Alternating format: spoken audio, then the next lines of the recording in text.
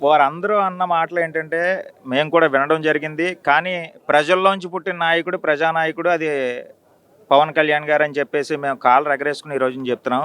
ఇంకో విషయం ఏంటంటే, అన్నవారందరూ కూడా వాళ్ళ తండ్రి ఒక ఎమ్మెల్యేనో, ఒక ఎంపీగానో, ఇంకో స్థానంలోనో ఉండి ఈ రోజున జగన్మోహన్ రెడ్డి గారు ఏదైతే ఒక రౌడీ పార్టీ ఏదైతే ఉందో ఆళ్ళు అన్నది అంతా కూడా మా సింహం లాంటి మా పవన్ కళ్యాణ్ గారి ముందు కుక్కలు మొరిగినాయి అని చెప్పేసి మేమందరం కూడా అనుకోవడం జరుగుతుంది. అంటే చాలామంది మంత్రులు పేర్ని నాని కావచ్చు, కొడాలి నాని కావచ్చు, రోజా కావచ్చు, అంబటి రాంబాబు కావచ్చు, గుడివాడ అమర్నాథ్ కావచ్చు. అంటే ఒకే సామాజిక వర్గం అంటే రోజా గారు కాకపోయినా వీళ్ళంతా చాలామంది పవన్ కళ్యాణ్ టార్గెట్ చేసి చాలా మాటలు అన్నారు కదా! సో వాళ్ళంతా ఇప్పుడు ఓడిపోయిన పరిస్థితి. ఏం చెప్తారు?